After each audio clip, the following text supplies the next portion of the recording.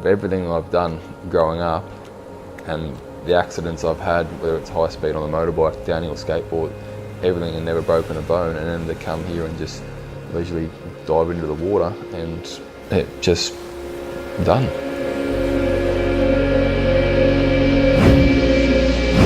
The whole family was up here for Christmas. It was 23rd of December 2012, 5:30, 6 o'clock in the afternoon, and we decided it was pretty warm. We'd go down and just cool off. Normally we'd go straight out the front of the house here and go swimming out there, but just with the wife, there was a bit of a rip there, so I thought I'll go down in between the flags. And yeah, she was in first, and I was just standing there looking at it because I was tossing up whether to run back and grab my board or just go for a swim. And I'm like, it's not the best surf, so I just thought I'll go in. So I got a couple of metres from the shore to a couple of quick little steps, and there was a bit of a channel in there from the rip, and I just thought I'll just dive through this little wave into that. And as I've dived through, my hands just went down the back of the channel. My forehead just clipped it enough to click my head, click my chin in, and I've come up out of the water and taken a breath, and I've gone to pull my feet underneath me and they didn't move.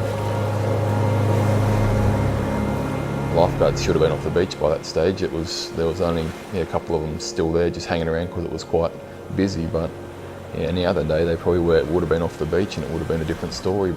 I was just lucky that they were there. Besides that day, I've never actually needed to put my hand up. I've always been a competent swimmer. Like I'm 6'9", 120 kilos.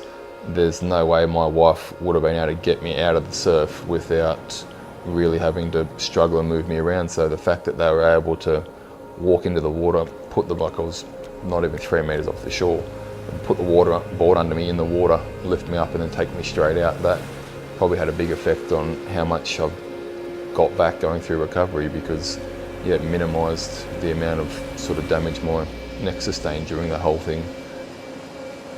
I hate to think about where I'd be now if they weren't there, if they had left the beach early and knocked off when they should have and had just gone home. It was Christmas time, everyone wants to be at home with their family, but the fact that they all still stayed back because they knew there were a lot of people on the beach. And the ocean's the ocean, it's much more powerful than you expect or you think you know how strong it is.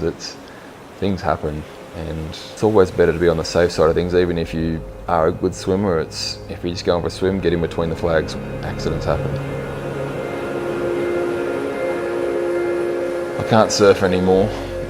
I was quite a good tennis player. I tried wheelchair tennis and hated it. I kept squashing my fingers with the racket against the wheels, and so a month after my injury went into an archery store and was still strapped into my chair because I had no ab muscles and still had my neck brace on, but went and bought a bow and started shooting.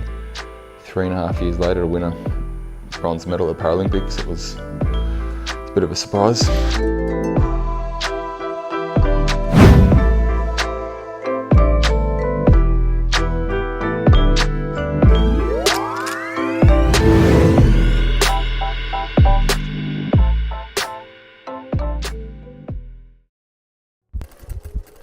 The show goes on!